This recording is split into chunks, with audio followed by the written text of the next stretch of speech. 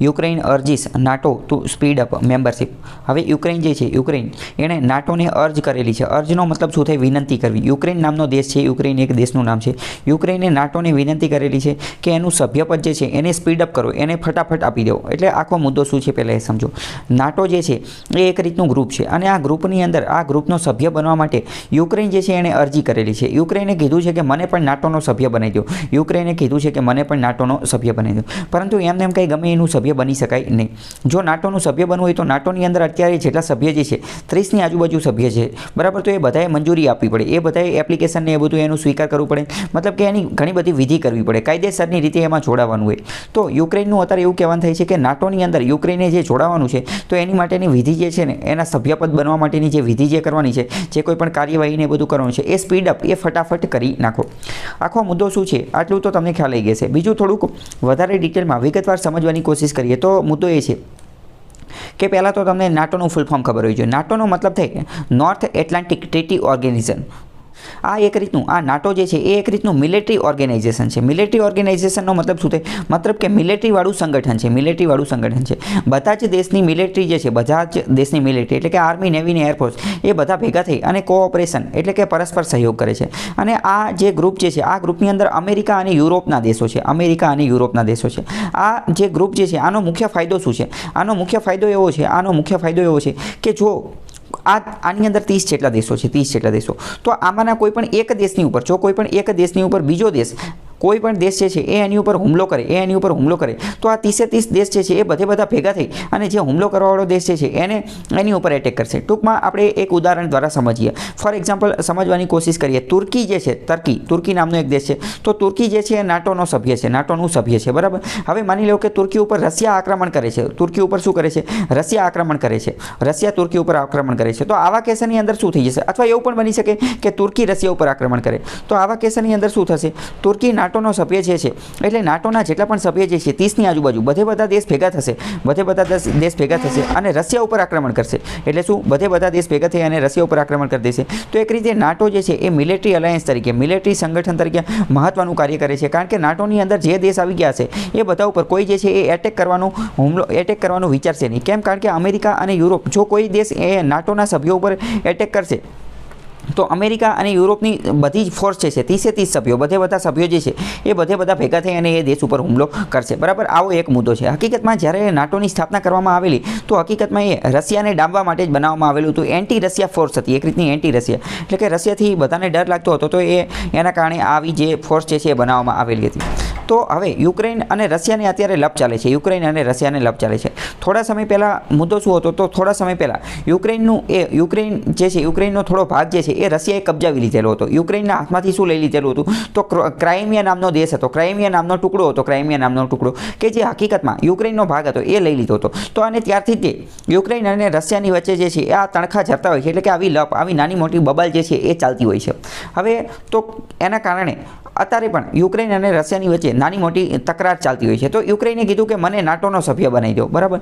કારણ કે જો હવે યુક્રેન નાટોનો સભ્ય બની જાય, યુક્રેન એકવાર નાટોનો સભ્ય બની જાય તો પછી રશિયા જે છે વારંવાર યુક્રેન ઉપર એટેક કરી શકે નહીં. કારણ કે જો પછી રશિયા, માની લો કે યુક્રેન જે છે, આ યુક્રેન એ નાટોનો સભ્ય બની ગયું તો પછી રશિયા યુક્રેન ઉપર એટેક કરશે નહીં. કેમ? કારણ કે જો રશિયા યુક્રેન ઉપર એટેક કરશે તો બધા નાટોના દેશ જે છે, બધા નાટોના દેશ એ ભેગા થઈ અને રશિયા ઉપર એટેક કરી દેશે. હવે તમે ખુદ વિચારો કે બધા 30 જેટલા દેશોની આર્મી, નેવી, એરફોર્સ બધા 30 દેશ ભેગા થઈ અને કોઈ એક દેશ ઉપર એટેક કરે તો પછી એ આખો દેશ જે છે એ તબાહ થઈ જશે. એટલે કે નાટો ઉપર કોઈ જે છે એ એટેક કરવાનું વિચારે નહીં. કારણ કે વિચારે તો પછી ખબર પડી જાય કે અહીંયા આનું નામ લેવાય નહીં. કારણ કે એ ક્યારે બધું સંગઠન આવી જાય. એટલે હવે તમારા મગજમાં એક એવો પ્રશ્ન પણ થતો હશે કે માની લો કે નાટોની અંદર જેટલા દેશો છે, એટલે કે નાટોની અંદર માની લો કે 30ની આજુબાજુ દેશ છે, તો આ 30માંથી કોઈ એકાદો દેશ જે છે એ બીજા નાટો દેશ ઉપર હુમલો કરે તો, એટલે કે એક નાટો દેશ બીજા નાટો દેશ ઉપર હુમલો કરે તો આવા કેસમાં શું કરવાનું? તો આવા કેસની અંદર જેણે પહેલાં એટેક કર્યો છે, પહેલાં હુમલો કર્યો છે, એને નાટોના સંગઠનમાંથી કાઢી નાખવાનું, એને નાટોના સંગઠનમાંથી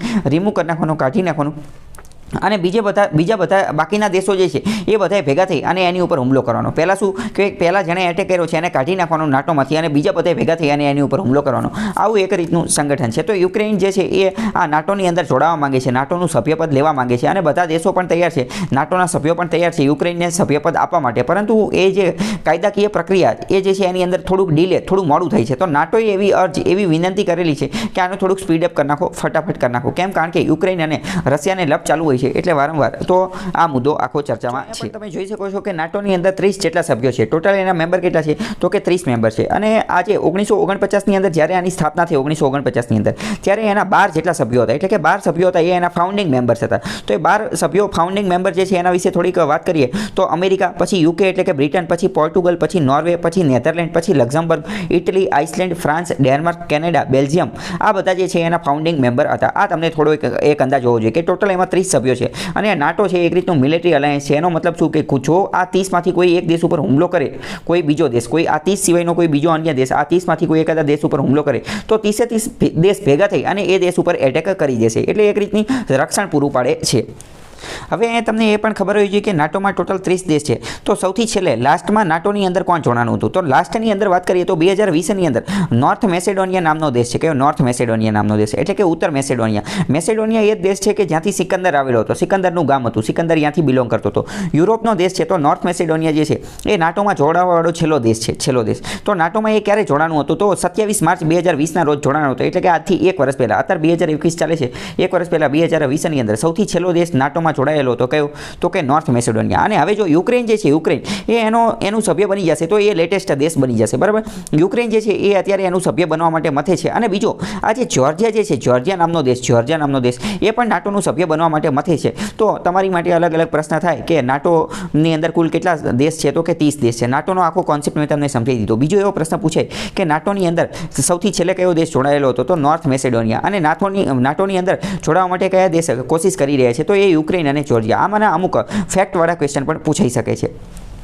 હવે આપણે યુક્રેનને પહેલાં તો મેપમાં જોવાની કોશિશ કરીએ, કારણ કે યુક્રેન અત્યારે જે છે છેલ્લા ઘણા સમયથી ખૂબ ચર્ચામાં છે. કેમ? કારણ કે યુક્રેન અને રશિયાની વચ્ચે લપ ચાલતી હોય છે. એટલે તો યુક્રેનને આપણે મેપમાં જોવાની કોશિશ કરીશું તો પહેલાં તો અહીંયા ભારત છે અને આ આખું એશિયા છે અને અહીંયા રશિયા છે. રશિયાનો પાડોશી દેશ છે. રશિયાને યુક્રેન જે છે એની સાથે બોર્ડર પણ ટચ કરે છે. તો અહીંયા આપણે ઝૂમ કરવાની કોશિશ કરીશું. તો અહીંયા આપણે ઝૂમ કરી અને અહીંયા આપણે પહોંચી ગયા છીએ તો આપણને ખ્યાલ આવશે. શું ખ્યાલ આવશે? કે અહીંયા ભારત છે, અહીંયા રશિયા છે અને અહીંયા યુક્રેન છે. આ દેશ જે છે એ યુક્રેન છે. આ યુક્રેન નામનો દેશ છે. યુક્રેન જે છે એ પહેલાં રશિયાનું જ ભાગ હતું. રશિયા જે છે એ પહેલાં એક ભાગ હતું કોનું? યુએસએસઆરનું.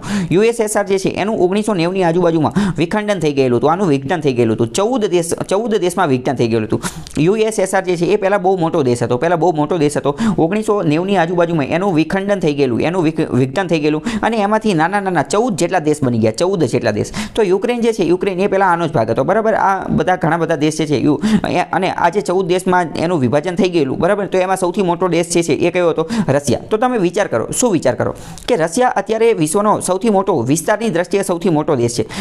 વિસ્તારની દ્રષ્ટિએ કેવો? સૌથી મોટો દેશ છે. પરંતુ આપણને ખ્યાલ આવશે કે યુએસએસઆર જે છે એ તો આની કરતાં પણ ખૂબ મોટું હતું. યુએસએસઆર એટલું મોટું હતું કે એની અંદરથી 14 દેશ બન્યા. એમાંનું એક રશિયા છે. તો રશિયા અત્યારે આટલું મોટું છે તો યુએસએસઆર કેટલું મોટું હશે એ તમે અંદાજ લગાવી શકો છો. બરાબર? અને એટલે તો તમે જાણતા હશો કે વિશ્વ જે છે એ પહેલાં કેવું હતું? તો કે ભારત 1947માં જ્યારે આઝાદ થયું, જ્યારે આ કોલ્ડ વોરનો એરા ચાલતો હતો, એટલે કે શીત યુદ્ધ, ઠંડુ યુદ્ધ ચાલતું હતું, ત્યારે વિશ્વની અંદર 2 મહાસત્તા હતી. કઈ? એક તો અમેરિકા અને એક તો યુએસએસઆર. કેમ? કારણ કે મેં તમને કીધું યુએસએસઆર જે છે એ ખૂબ મોટું હતું વિસ્તારની દ્રષ્ટિએ અને બધી દ્રષ્ટિએ. અમેરિકા જે છે એ કેપિટાલિસ્ટ એટલે કે મૂડીવાદી પ્રકારની વ્યવસ્થા ધરાવતું હતું, જ્યારે રશિયા અથવા તો યુએસએસઆર જે છે એ સામ્યવાદી પ્રકારની વ્યવસ્થા જે છે એ ધરાવતું હતું. અને વિશ્વ જે છે એ 2 ધ્રુવમાં વહેંચાયેલું હતું. 2 ધ્રુવો, ડાયપોલર અથવા તો 2 પ્રકારના ધ્રુવો બની ગયા હતા. અમુક દેશો અમેરિકા તરફ હતા, અમુક દેશો યુએસએસઆર તરફ હતા. જોકે અમુક દેશો એવા પણ હતા કે જે નોન અલાયન્સ મુવમેન્ટ અંતર્ગત હતા, ભારત જેવા, કે જે 2માંથી એક તરફ હતા. તો આ તમને થોડો ઘણો અંદાજ હોવો જોઈએ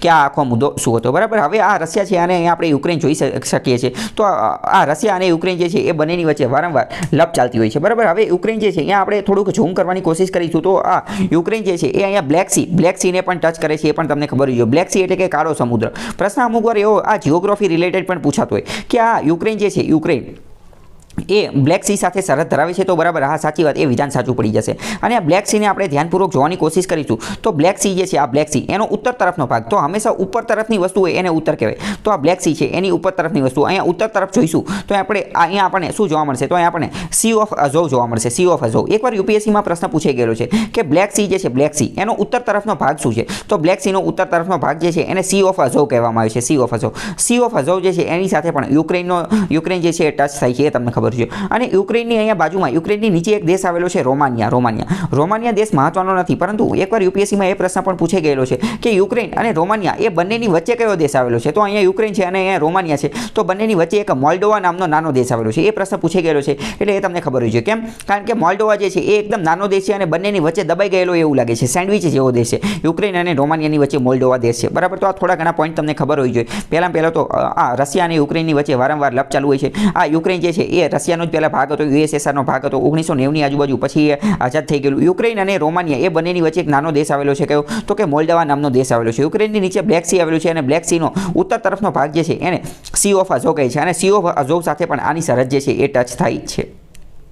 હવે બીજું પણ આપણે સમજવાની કોશિશ કરીએ તો આપણે ખ્યાલ આવશે કે આ સી ઓફ અઝોવ જે છે, સી ઓફ અઝોવ એ બ્લેક સીનો જ ભાગ છે. હવે અહીંયા મહત્વનો પોઈન્ટ તમારે એ પણ યાદ રાખવાનો છે કે આ બ્લેક સી અને સી ઓફ અઝોવ જે છે એ ટેથિસ સી હોય એવું માનવામાં આવે છે. અમુક વૈજ્ઞાનિકો, અમુક જીઓલોજીસ્ટ છે, ભૂગોળવિદો એવું માને છે કે તમને ખ્યાલ હશે કે ભારતની અંદર અહીંયા હિમાલય હતો. અહીંયા એક મિનિટ, આપણે ભારતની અંદર પહોંચી ગયા, ભારત છે, અહીંયા હિમાલયની પર્વતમાળા હતી, પરંતુ તમને ખ્યાલ હશે કે હિમાલયની પર્વતમાળા અત્યારે જ્યાં છે ત્યાં હિમાલયની પર્વતની જગ્યાએ પહેલાં શું હતું, તો એવું માનવામાં આવે છે કે હિમાલયની પર્વતની જગ્યાએ પહેલાં શું હતો, ટેથિસ સી હતો. ટેથિસ નામનો સમુદ્ર હતો. શું? ટેથિસ નામનો સમુદ્ર. તો અત્યારે લોકો એવું માને છે, અમુક જીઓલોજીસ્ટ એવું માને છે કે ટેથિસ સી અહીંયા આખા વિશાળ વિસ્તારની અંદર ફેલાયેલો હતો અને ટેથિસ સી તો અત્યારે ગાયબ થઈ ગયેલો છે. કેમ? કારણ કે પ્લેટ ટેક્ટોનિક થિયરીના કારણે ગાયબ થઈ ગયેલો છે, પરંતુ એના અમુક અંશો હજી રહી ગયેલા છે અને એનો અમુક અંશ જે છે એ તો આ બ્લેક સી છે. બ્લેક સી જે છે એનો જ અંશ છે અને સી ઓફ અઝોવ જે છે એ પણ એનો જ અંશ છે અને આ કાસ્પિયન સી જે છે એ પણ એનો જ અંશ છે. આપણે થોડુંક મેપમાં જોવાની કોશિશ કરીએ તો તમે થોડું રિલેટ કરી શકો. કઈ રીતે રિલેટ કરી શકો? તો અહીંયા ભારત છે, આ જે હિમાલયની પર્વતમાળા, અહીંયા ભારતમાં જમ્મુ કાશ્મીરનો ભાગ છે, હિમાલયની પર્વતમાળા અહીંયા આવેલી છે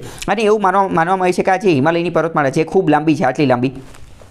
ભારત, ચીન, નેપાળ એ બધી જગ્યાએ આવેલી છે. તો આ જે પર્વતમાળા જે છે અહીંયા ટેથિસ સી હતો, તો ટેથિસ સી અહીંયા હતો, પરંતુ આ આખા વિસ્તારની અંદર હતો, આખા વિસ્તારની અંદર. એટલે જેવું માનવામાં આવે છે કે આપણે અહીંયા ઝૂમ કરી અને કોશિશ કરીએ તો આપણને ખ્યાલ આવશે. શું ખ્યાલ આવશે? કે અહીંયા બ્લેક સી છે, આ બ્લેક સી અને કાસ્પિયન સી અને આ જે અરાલ સી, આ બધા જે છે, આ બધા સમુદ્ર જે છે એ હકીકતમાં ટેથિસ સીનો જ ભાગ છે, બરાબર. તો પ્રશ્ન વિધાનવાળા વાક્યમાં તમને એવું કહી દે કે આ બ્લેક સી, સી ઓફ અઝોવ આ જે છે એ ટેથિસ સીનો ભાગ છે. શું સાચી વાત છે? તો બરાબર હા સાચી વાત છે. કેમ? કારણ કે અમુક જીઓલોજીસ્ટ, અમુક ભૂગોળવિદો જે છે એવું માને છે, બરાબર. અને ટેથિસ સી તો ભારત માટે ખૂબ મહત્વની વસ્તુ છે કારણ કે એ પહેલાં હતો એ જગ્યાએ, તો અત્યારે હિમાલય છે. તો આવો પ્રશ્ન પણ પૂછાઈએ. હવે બીજી આપણે વાત કરીએ કે મેં તમને હમણાં એવું પણ કીધેલું હતું કે રશિયા જે છે, આ રશિયા એના દ્વારા આ યુક્રેનનો એક ભાગ કયો ભાગ? તો કે ક્રાઇમિયા નામનો ભાગ જે છે એ બૂચ મારી લીધેલો હતો, એટલે કે એ કબજાવી લીધેલો હતો, એ લઈ લીધેલો હતો, એ છીનવી લીધેલો હતો. તો કઈ રીતે છીનવેલો હતો અને ક્યાં આવેલો છે એ પણ જોઈ લઈએ. અહીંયા રશિયા છે, અહીંયા યુક્રેન છે અને યુક્રેનની અંદર આપણે અહીંયા નીચે જોવાની કોશિશ કરીશું તો આ જે ટુકડો જે છે, આ ટુકડાને પેનિન્સુલા કહેવાય છે. પેનિન્સુલા એટલે કે દ્વીપકલ્પ એટલે કે જેની 3 બાજુ પાણી હોય અને એક બાજુ જમીન હોય. તો આ જે ટુકડો જે છે અહીંયા જોઈએ તો આ 1, 2 અને 3 બાજુ બ્લેક સી આવેલો છે અને એક બાજુ ખુદ યુક્રેન આવેલું છે. તો આ જે ભાગ જે છે, આ ભાગ એને ક્રાઇમિયન પેનિન્સુલા કહે છે. ક્રાઇમિયન પેનિન્સુલા. કેમ? કારણ કે એ આ યુક્રેનની અંદર આવેલો હતો, એને ક્રાઇમિયન પેનિન્સુલા કહે છે. પહેલાં તો એ યુક્રેનનો ભાગ હતો, પરંતુ મેં તમને પહેલાં જ કીધું કે 2015ની આજુબાજુમાં રશિયા જે છે, રશિયા એણે આ યુક્રેન પાસેથી આ ક્રાઇમિયન પેનિન્સુલા જે છે એ બૂચ મારી લીધું, એ પોતે લઈ લીધું. હકીકતમાં તો રશિયાએ આ જે ક્રાઇમિયા જે છે અહીંયા રેફરેન્ડમ એટલે કે જનમતને એવું બધું લીધેલું હતું, પરંતુ કંઈ બહુ ઝાઝો ફેરફાર થયો નહોતો. રશિયાએ તેમ છતાં પણ લઈ લીધું. જ્યારે 2015ની આજુબાજુમાં રશિયાએ યુક્રેન પાસેથી આ ક્રાઇમિયા લઈ લીધું ત્યારે આખું વિશ્વ એવું માનતું હતું કે આ અમેરિકાની સૌથી મોટી હાર છે, અમેરિકાની હારે યુરોપની બધાની હાર છે. કેમ? કારણ કે રશિયાએ આ ક્રાઇમિયા લઈ લીધું, તેમ છતાં પણ કોઈ રશિયાનું કંઈ ઉખાડી શક્યું ન હતું. કેમ? કારણ કે રશિયાએ આસાનીથી આ બધું લઈ લીધું હતું. પરંતુ હવે અત્યારે તો આ બાઇડનને એ બધા આવી ગયા છે, એ બધા રશિયાના વિરોધી છે. એટલે હવે આ આખો મુદ્દો જે છે ફરીથી ચર્ચામાં છે. એટલે રશિયા અને યુક્રેનની વચ્ચે લપ ચાલતી હોય છે. અને અહીંયા તમે એ પણ વિચારી શકો છો, યુક્રેન અને રશિયાને લપ થવાની જ હતી. કેમ? કારણ કે યુક્રેનનો જે ટુકડો હતો, કયો ટુકડો? તો કે આ ક્રાઇમિયા નામનો ટુકડો હતો, એ રશિયા લઈ જાય તો પછી કોઈ પણ દેશને તો લપ થવાની છે, બરાબર. એટલે આ બધું લપ જે છે એ વારંવાર ચાલુ હોય છે. તમને મગજમાં પ્રશ્ન એ પણ થતો હશે કે રશિયા આટલો મોટો દેશ છે, તેણે આ ક્રાઇમિયાની એટલી તે બધી શું જરૂર પડી ગઈ, તેણે આ ક્રાઇમિયા બૂચ મારી દીધું. આમાં ક્રાઇમિયામાં એવી તે કઈ વસ્તુ છે કે જેને એની જરૂર પડી ગઈ? તો એની પાછળનું કારણ એ છે કે ક્રાઇમિયા જે છે એની આજુબાજુમાં દરિયા જેવી વસ્તુ આવેલી છે, અહીંયા બ્લેક સી આવેલો છે, એટલે અહીંયા પોર્ટ બની શકે છે એવું છે. શું રશિયા પાસે જોઈએ તો એટલા બધા પોર્ટ છે ને, રશિયા ખૂબ મોટો દેશ છે, બરાબર, નો ડાઉટ સાચી વસ્તુ છે, પરંતુ રશિયા પાસે એટલા બધા પોર્ટ છે ને. તમને એવું લાગે એવું કઈ રીતે બની શકે? એવું એટલા માટે બની શકે કારણ કે રશિયાનો મોટા ભાગનો પ્રદેશ છે, મોટા ભાગનો પ્રદેશ એ ઠંડીની અંદર આવેલો છે. મોટા ભાગના પ્રદેશની અંદર મોટા ભાગના એના જે પોર્ટ છે એ બરફમાં થીજેલા રહે છે, એટલે કે 365 દિવસ આખું વર્ષ એમાં ટ્રેડિંગ થઈ શકતું નથી, એમાં વેપાર થઈ શકતો નથી, એમાં હલનચલન થઈ શકતું નથી. એટલે રશિયાની નજર જે છે એ અહીંયા આ ક્રાઇમિયન પેનિન્સ્યુલાની આજુબાજુમાં બ્લેક સી અને અહીંયા જે પોર્ટ આવેલું છે એની ઉપર હતું. એટલે 2015ની આજુબાજુમાં એણે આ જે ક્રાઇમિયા જે છે એને બૂચ મારી દીધું. કોની પાસેથી? યુક્રેન પાસેથી એણે છીનવી લીધું, હડપી લીધું. અને એના કારણે તે તમને ખ્યાલ હશે કે પહેલાં G8 નામનું ગ્રુપ હતું, G8 નામનું ગ્રુપ, એમાંથી રશિયાને કાઢી નાખ્યું અને અત્યારે એ બની ગયું છે G8 અથવા G7 જે છે એ દુનિયાના 17 લોકોનું ગ્રુપ હતું, એટલે કે દુનિયાના ઊંચી કરવાવાળા લોકોનું ગ્રુપ હતું, એટલે કે ઊંચી ઇકોનોમીની અંદર અર્થતંત્રની અંદર જે આગળ પડતા દેશો હોય, બરાબર, ઊંચા દેશો હોય એનું એક ગ્રુપ હતું. તો પહેલાં એ G8 હતું, એમાં રશિયા પણ હતું, પરંતુ મેં તમને કીધું 2014-15ની આજુબાજુમાં રશિયાએ યુક્રેન પાસેથી આ ક્રાઇમિયા બૂચ મારી દીધું, એટલે એને કાઢી નાખ્યું, રશિયાને એમાંથી કાઢી નાખ્યું અને અત્યારે G8 જે છે એ G7 બની ગયું છે, બરાબર. તો આ બધા પોઈન્ટ જે છે અલગ અલગ બિંદુઓ છે, બધા મેં તમને કનેક્ટ કરી અને સમજાવી દીધું કે બધા બિંદુ એકબીજા સાથે કઈ રીતે જોડાયેલા છે.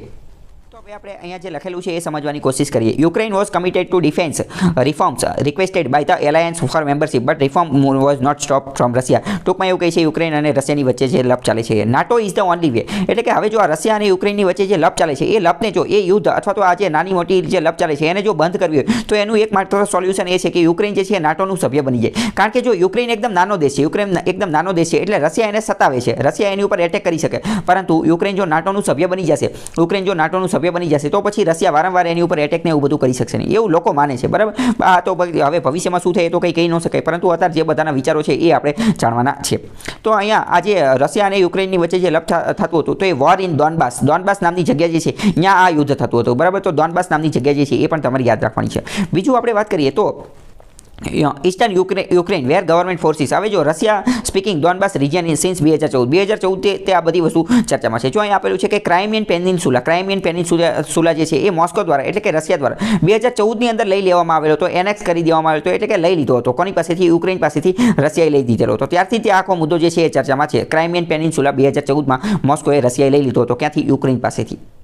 જો યુક્રેન ક્રાઇસિસ શું છે એ આખું બધું અહીંયા લખેલું છે, તમે એકવાર એવું લાગે તો પોઝ કરી અને જોઈ શકો છો, બરાબર. એનું બેકગ્રાઉન્ડ પણ અહીંયા આપેલું છે કે 2014ની અંદર રશિયાએ ક્રાઇમિયન પેનિન્સુલા જે છે એને બૂચ મારી દીધેલો હતો, ત્યાંથી હડપી લીધેલો હતો. અને ત્યારથી તે આ બધી વસ્તુ જે છે એ વારંવાર ચર્ચામાં છે. The peninsula is important as it had port access to the Black Sea, બરાબર. જો રશિયા માટે આ પેનિન્સુલા, આ જે દ્વીપકલ્પ અથવા તો આ ક્રાઇમિયા જે છે ક્રાઇમિયન પેનિન્સુલા એ મહત્વનો હતો. કેમ? કારણ કે એના દ્વારા એને બ્લેક સી દ્વારા એક પોર્ટનો એક્સેસ મળતો હતો, એને એક પોર્ટ મળી જતું હતું એટલે, બરાબર. In 2018 Russian navy seize the Ukraine ships in Crimean peninsula, બરાબર. હવે જો 2014ની અંદર એણે આ ક્રાઇમિયન પેનિન્સુલા આખું બૂચ મારી દીધું અને એની પછી 2018ની અંદર રશિયન નેવી જે છે રશિયાની નેવી દ્વારા યુક્રેનના જે જહાજ હતા કે જે ક્રાઇમિયન પેનિન્સુલાની અંદર આટા મારતા હતા એને પણ જપ્ત કરી દીધા. એટલે ત્યારથી આ બધી લપને એ બધું ચાલુ હોય છે. હવે જો અહીંયા તમે એક એ વસ્તુ પણ સમજી લો. શું સમજી લો?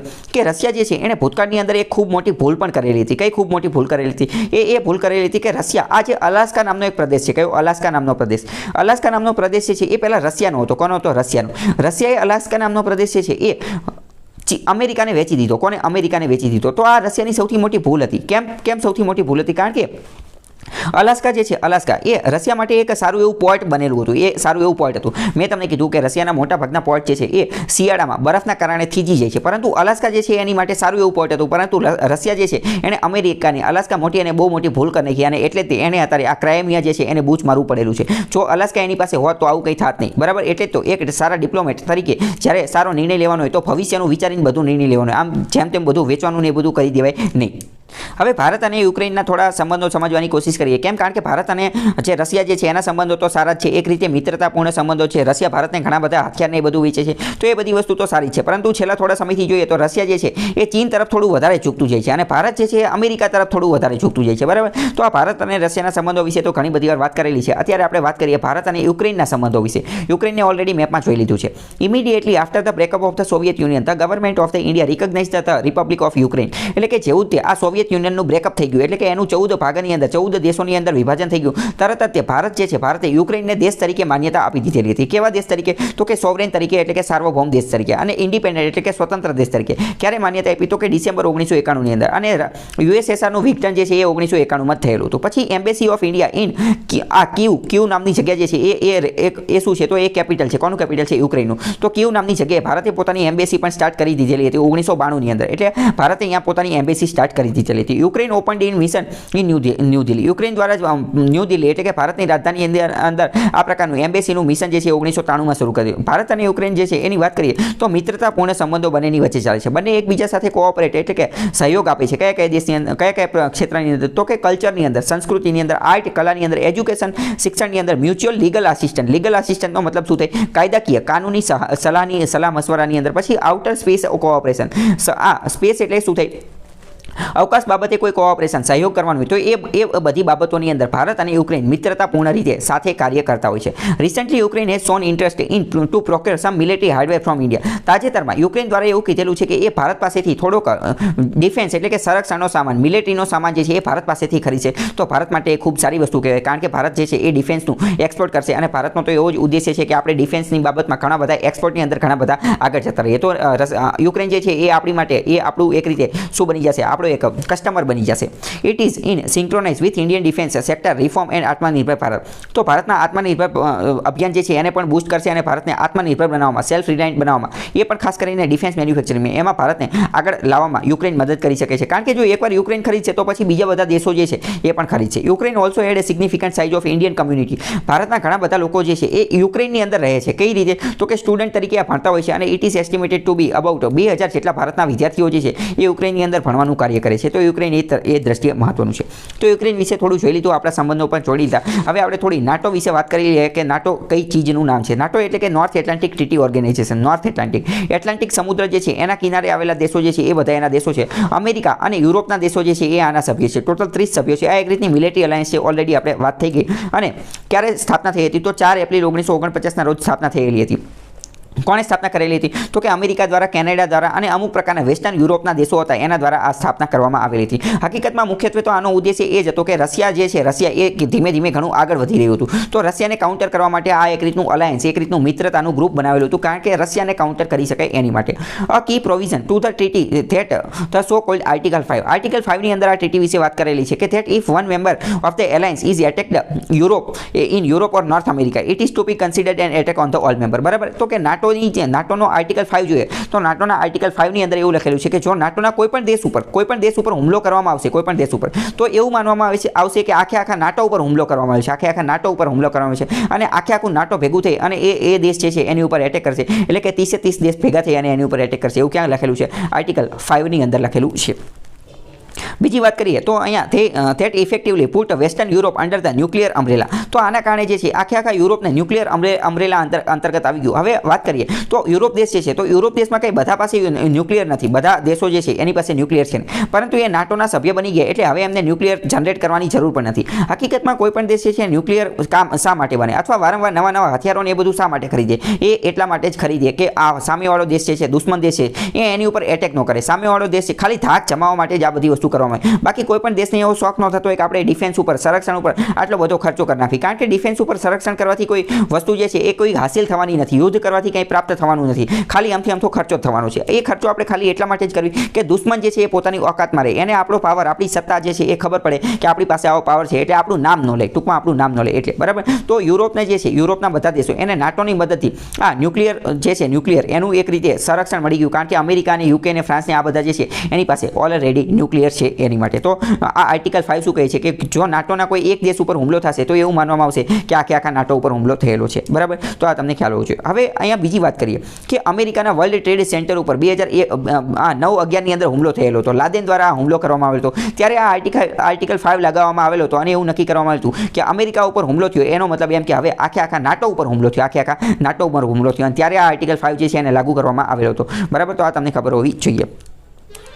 હવે બીજી થોડી વાત કરીએ તો કે NATO has the only once article અત્યાર સુધીમાં નાટો એનો આ આર્ટિકલ 5 જે છે એ એક જ વાર એનું અમલ કરેલું છે અને એ પણ આ 9/11 એટલે કે 2001 ની અંદર સપ્ટેમ્બર 12 2011 ની અંદર અહીંયા 9/11 લખેલું એ શું છે તો 9 જે છે એ મહિનો બતાવે છે કયો મહિનો એટલે કે સપ્ટેમ્બર મહિનો અને 11 જે છે 11 એ 11 જે છે એ અહીંયા સપ્ટેમ્બર 11 ની વાત કરે છે સપ્ટેમ્બર 11 ની અને અહીંયા 2001 નું વર્ષ હતું જ્યારે લાદેન દ્વારા અમેરિકાનું વર્લ્ડ ટ્રેડ સેન્ટર જે છે વર્લ્ડ ટ્રેડ સેન્ટર એટલે કે એક રીતનું ટાવર હતું એક રીતની બહુ મોટી બિલ્ડિંગ હતી એ બિલ્ડિંગનું નામ જ વર્લ્ડ ટ્રેડ સેન્ટર હતું જ્યાં વિમાન ભટકાડી અને લાદેને આખી બિલ્ડિંગ જે છે એ ઉડાડી દીધી બરાબર તો એ ત્યારે આ આર્ટિકલ 5 જે છે લાગુ કરવામાં આવેલો હતો એની સિવાય અત્યાર સુધીમાં એકે વાર આર્ટિકલ 5 ને લાગુ કરેલો નથી since its founding the admission of new members state has been increase ધીમે ધીમે આની અંદર ઘણા સભ્યો જે છે એ વધ્યા પણ છે શરૂઆતમાં 12 સભ્યો હતા અત્યારે 30 થઈ ગયા છે લેટેસ્ટ કેવું એડ થયું તો નોર્થ મેસેડોનિયા 2020 ની અંદર આપણે ઓલરેડી વાત થઈ ગઈ અહીંયા તમારે એ પણ સમજવાનું છે કે ફ્રાન્સ જે છે એ નાટોમાંથી નીકળી ગયું હતું ક્યારે 1966 ની અંદર પરંતુ પછી ફરી પાછું જે છે એનું સભ્ય બની ગયું એટલે રિઝ્યુમ્ડ ઇન પોઝિશન 2009 ની અંદર પાછું સભ્ય બની ગયું તો પ્રશ્ન વિધાનવાળામાં એવું કહી દે કે નાટોમાંથી અત્યાર સુધી એક પણ દેશ બહાર નીકળ્યો એવું બન્યું નથી તો ખોટી વાત કારણ કે ફ્રાન્સ નીકળી ગયું હતું હવે અહીંયા તમારે બીજી મહત્વની એ પણ સમજવાનું છે કે નાટો દ્વારા અમુક વાર એવું પણ કીધેલું છે અમેરિકા દ્વારા એવું પણ અમુક વાર માનવામાં આવે છે અથવા તો એવો પ્રશ્ન પણ તમને પૂછી જાય શું ભારતે નાટોનું સભ્ય બની જવું જોઈએ કે ન બનવું જોઈએ બરાબર તો પહેલાં તો શરૂઆતમાં તો આપણને સાંભળતા તો એવું લાગે કે હા બરાબર સાચી વાત છે નાટોનું સભ્ય બની જવું જોઈએ કારણ કે જો ભારત નાટોનો સભ્ય બની જશે તો તો આ ભારતના ઉત્તર તરફની વાત કરીએ તો આ બાજુ પાકિસ્તાન છે ને આ બાજુ ચીન છે તો એ બેમાંથી એક ભારત ઉપર હુમલો કરવાની એટેક કરવાનું વિચારશે નહીં કેમ કારણ કે એટેક કરશે તો નાટો આખું નાટો જે છે એ એની ઉપર એટેક કરી દેશે બરાબર તો એ એક રીતે સારી વસ્તુ છે પરંતુ આનું નેગેટિવ પાસું પણ વિચારવું પડે શું નેગેટિવ પાસું કારણ કે માની લો કે ભારત આનું સભ્ય બની જાય નાટોનું સભ્ય બની જાય તો એનો એક નેગેટિવ પોઈન્ટ પણ છે કયો નેગેટિવ પોઈન્ટ એવું પણ બની શકે તો પછી નાટોને વારંવાર બીજે ક્યાંક લપ થાય નાટોને કોકની યારે લપ થાય માની લો કે યુક્રેન જે છે એ પણ નાટોનું સભ્ય બની ગયું અને રશિયાએ યુક્રેન ઉપર હુમલો કર્યો તો યુક્રેન ઉપર હુમલો કરે તો આખા નાટો એની ઉપર એટેક કરવું પડે તો ભારત નાટોનું સભ્ય હોય તો ભારતે રશિયા ઉપર એટેક કરવો પડે તો આના કારણે ભારતના રશિયા સાથેના સંબંધ જે છે એ પણ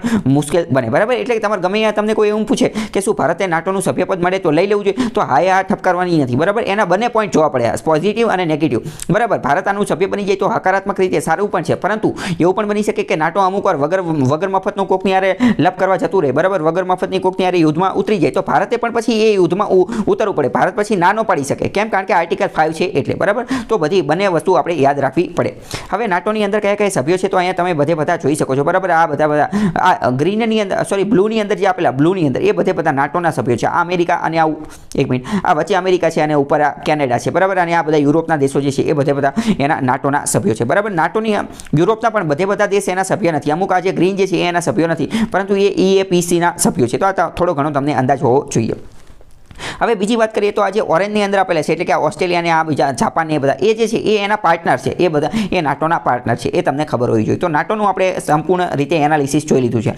હવે તમને કોઈ ક્યારેય વાંધો નહીં આવે કે નાટો શું છે યુક્રેન શું છે રશિયાનો મુદ્દો શું છે બરાબર આટલું સમજ્યા પછી હવે આ બધા કોન્સેપ્ટ તો તમારે ક્લિયર થઈ ગયા છે